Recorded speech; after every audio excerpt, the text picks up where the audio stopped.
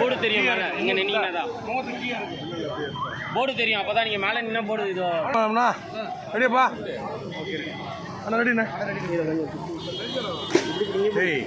பேச மறைக்குதுடா எங்கிற நீ குடிப்பா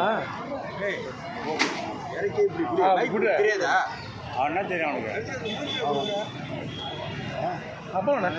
தமிழக முற்போக்கு மக்கள் கட்சியின் சார்பாக மக்கள் வாழ்வுரிமை ஆர்ப்பாட்டம் இன்றைக்கு சென்னை ராஜரத்னம் அரங்கத்துக்கு வெளியே நடைபெற்றது. தமிழ்நாடு முழுவதும் இன்றைக்கு 10 லட்சத்துக்கு மேற்பட்ட மக்கள் நீர்நிலை புறம்போக்கு, மேய்ச்சல் புறம்போக்கு அல்லது பிற அரசு புறம்போக்குகளிலே 60-70 ஆண்டுகளாக வாழ்ந்து வரக்கூடிய அந்த மக்கள் தொடர்ந்து அதே இடத்திலே வாழ்வதற்கான உரிமை அளிக்கப்பட வேண்டும். அரசு புறம்போக்கு நிலத்திலே வாழ்கிறார்கள், எனவே அவர்களுக்கு அந்த இடத்திலே குடியிருப்பதற்கு அல்லது வீடு கட்டுவதற்கு உரிமை கிடையாது என்று அப்புல்படுத்தப்படக்கூடிய அந்த நிலை மாற்றப்பட வேண்டும். இத்தகைய அரசு புறம்போக்கு நிலங்களிலே 60-70 ஆண்டுகளாக வசிக்கக்கூடியவர்கள் ஏழை எளியவர்களாக, நசுக்கப்பட்டவர்களாக, ஒடுக்கப்பட்டவர்களாக இருக்கக்கூடிய காரணத்தினாலே அவர்கள் தங்களுடைய வாழ்நாள் முழுவதும் ஈட்டிய வருமானத்தை கொண்டு இந்த பகுதிகளிலே கட்டி தொடர்ந்து வாழக்கூடிய அந்த நிலை இருக்கும்போது இன்றைக்கு அரசியல் சாசன சட்டம் கூட இன்றைக்கு வாழ் உரிமையை, அதாவது வீட்டு உரிமையை அது உரிமையாக்கக்கூடிய, அது வாழ்வுரிமையில் ஒன்றாக கருதக்கூடிய நிலையிலே ஜனநாயக ரீதியிலே அவர்கள் இத்தகைய அரசு புறம்போக்கு நிலங்களிலே தொடர்ந்து இருப்பதற்கான ஒரு அடிப்படை உரிமை இருக்கிறது. இது அரசியல் சாசன சட்டப்படியான உரிமை.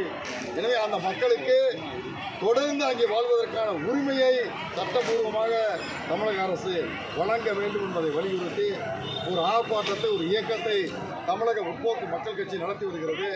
அதனுடைய ஒரு தொடர்ச்சியாகத்தான் இன்றைக்கு இந்த சென்னையிலே நடைபெற்ற இந்த ஆர்ப்பாட்டம் நடைபெற்றது.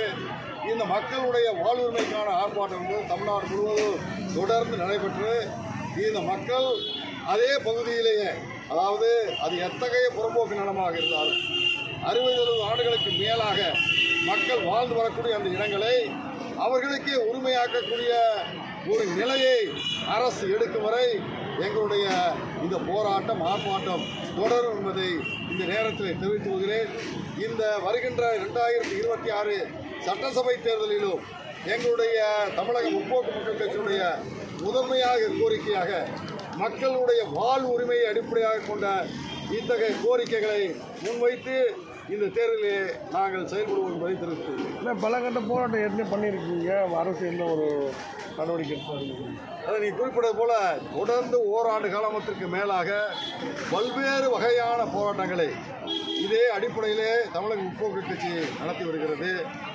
எங்களுடைய எந்த விதமான போராட்டத்திற்கும் தமிழக அரசு இதுவரை செவிமடுக்கவில்லை. தமிழக வருவாய்த்துறை அமைச்சரிடம் நேரடியாக மனு அளித்திருக்கிறோம். தமிழக முதல்வரிடம் நானே நேரடியாக மனு அளித்திருக்கிறேன். அவர்கள் உடனடியாக இதை கவனிப்பதாக சொன்னார்கள்.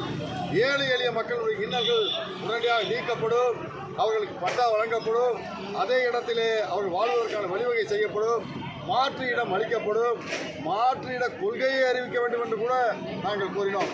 இவை எவற்றிற்கும் தமிழக அரசு செவி சாதிக்கவில்லை. நாங்கள் பட்டா வழங்குகிறோம் என்று சொல்கிறார்கள், மக்களுக்கு மாற்று இடம் வழங்குகிறோம் என்று சொல்கிறார்கள். ஆனால் இன்றைக்கு 10 லட்சத்துக்கு மேற்பட்ட குடும்பங்கள் தமிழ்நாடு முழுவதும் இப்படி பாதிக்கப்பட்ட குடும்பங்கள் நிச்சயமற்று வாழ்ந்து வருகிறார்கள். இவர்கள் யாருக்கும் பட்டா அளிக்கப்படவில்லை, மாற்று இடம் அளிக்கப்படவில்லை.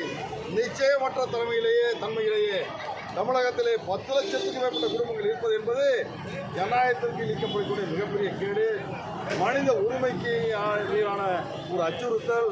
எனவே இவற்றை நீக்குவதற்காக தமிழக முற்போக்கு மக்கள் கட்சி தொடர்ந்து போராடும் என்பதை